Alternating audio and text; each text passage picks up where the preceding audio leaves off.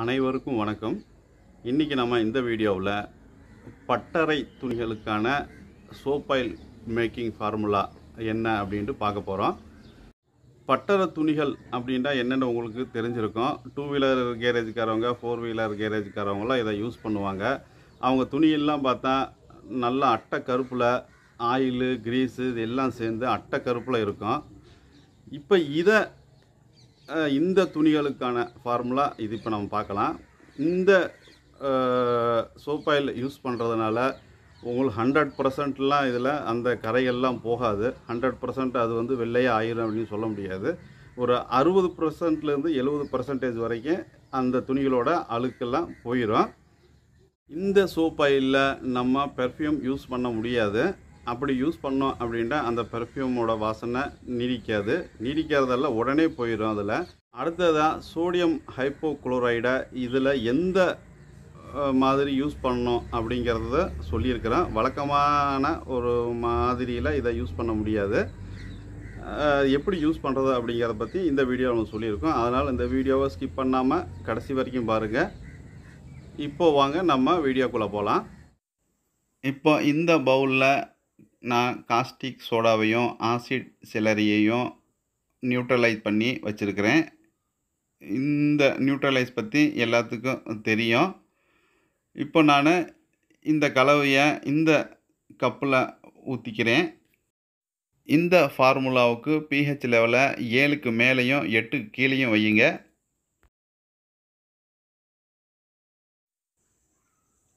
இப்போது நாம் இந்த கலவையில் சோடியம் ஹைப்போக்ளோரைடை நம்ம சேர்த்த போகிறோம்.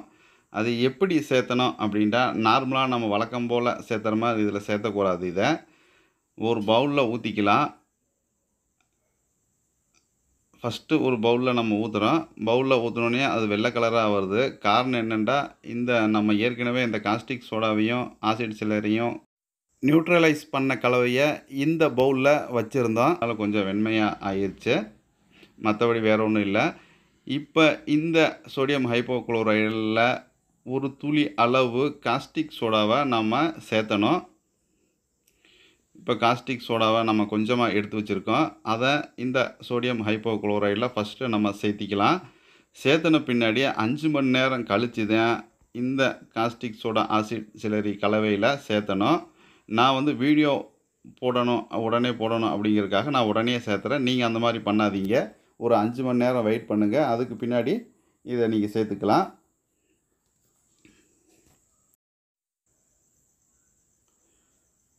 இப்போ நல்லா நம்ம மிக்ஸ் பண்ணிட்டோம். இதையும் ஆட் பண்ணிக்கலாம். இப்போ ஆட் பண்ண பின்னாடி நல்லா அதை மிக்ஸ் பண்ணி விட்டுக்கலாம். மிக்ஸ் பண்ண பின்னாடி அது நல்லா வெண்மையாக மாறிடுச்சு. டிரான்ஸ்பரண்ட்டு சுத்தமாக போயிடுச்சு. ஒன்றும் நம்ம பயப்பட தேவையில்லை. கடைசியாக நம்ம எஸ்எல்இஎஸ்ஸை சேர்த்தும்போது நார்மலாக டிரான்ஸ்பரண்ட் வந்துடும். அப்படிங்கிறதுனால நம்ம பயப்பட தேவையில்லை அதை பற்றி.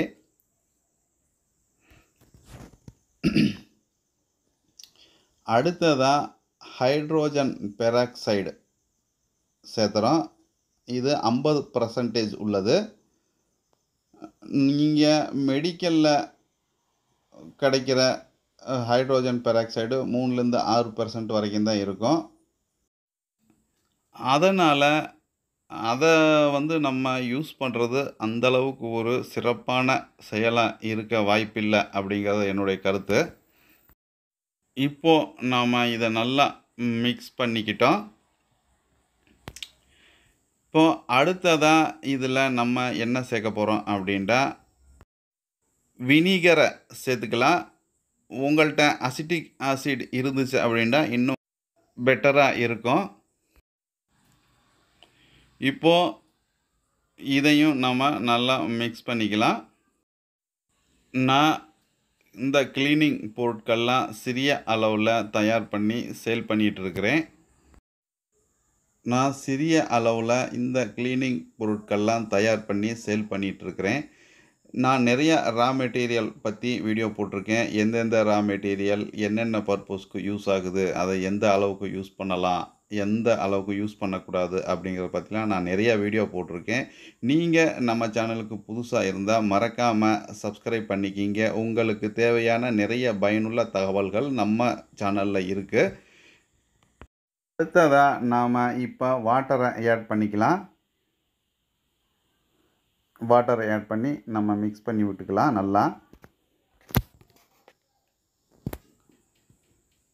நாம் வாட்டரை ஆட் பண்ணும்போது ஓரளவுக்கு டிரான்ஸ்பரண்ட் வந்துருச்சு. உங்களுக்கு பார்த்தா ஓரளவுக்கு தெரியும், இருந்தாலும் நுரை இருக்கிறனால அந்த அளவுக்கு கிளியராக தெரியாது. இப்போ அடுத்ததாக நாம் எஸ்எல்இஎஸ்ஸை சேர்த்த போகிறோம்.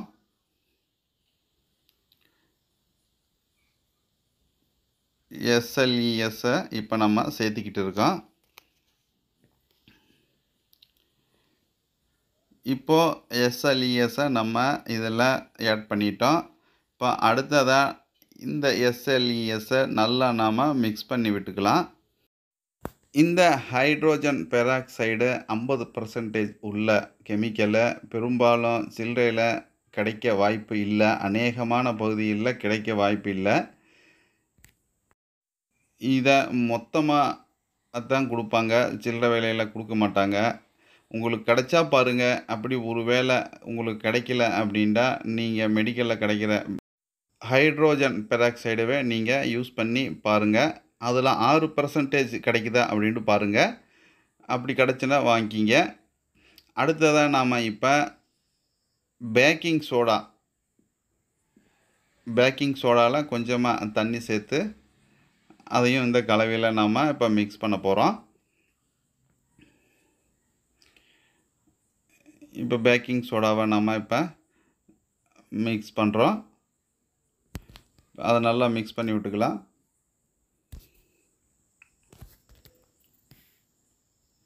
இப்போ நுரையை தள்ளி விட்டு பார்க்கும்போது ஓரளவுக்கு டிரான்ஸ்பரண்ட் தெரியுது. நம்ம இந்த வீடியோவோட கடைசியில் பார்த்துடலாம் டிரான்ஸ்பரண்ட் எந்த அளவுக்கு வந்திருக்குது அப்படின்ட்டு. இப்போ நம்ம சால்ட்டை சேர்த்துக்கலாம். சால்ட்டை சேர்த்து நாம் நல்லா அதை மிக்ஸ் பண்ணிக்கலாம். வழக்கமான ஃபார்முலாவோட இதுக்கு கலர் கொஞ்சம் கூடுதலாக தேவைப்படும். இதுலேயே நான் கலரு கொஞ்சம் லைட்டாக தான் சேர்த்தனேன். இருந்தாலும் அந்த இடத்துல கேமராவை நான் ஆன் பண்ணாமல் விட்டுட்டேன். அப்படிங்கிறனால கலர் சேர்த்துற பகுதி இந்த வீடியோவில் இருக்காது. இதில் யூரியாவை சேர்த்தணும். யூரியா என்கிட்ட இல்லாதனால தீர்ந்து போயிடுச்சு, அதனால் நான் சேர்த்த முடியல. நீங்கள் சேர்த்துக்குங்க. இப்போது நுரை இதில் அதிகமாக இருக்கிறனால நம்ம டிரான்ஸ்பரண்ட்டு பார்க்க முடியாது. அப்படிங்கிறனால ஒரு பவுலில் ஊற்றி பார்ப்போம், டிரான்ஸ்பரண்ட் இது வந்திருக்கா என்ன அப்படிங்கிறத பார்த்துடலாம். உங்களுக்கு பார்த்தாவே தெரியும். இப்போ டிரான்ஸ்பரண்ட் ஓரளவுக்கு இருக்குது அப்படிங்கிறது உங்களுக்கு நல்லா தெரியும்னு நினைக்கிறேன். இப்போ பாருங்கள், இந்த நுரையெல்லாம் விலக்கி விட்டு பார்ப்போம் எந்த அளவுக்கு டிரான்ஸ்பரண்ட் வந்திருக்குதுன்ட்டு.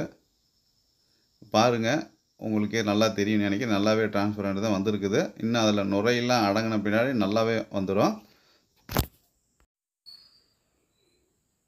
பார்த்தா தெரியும் உங்களுக்கு.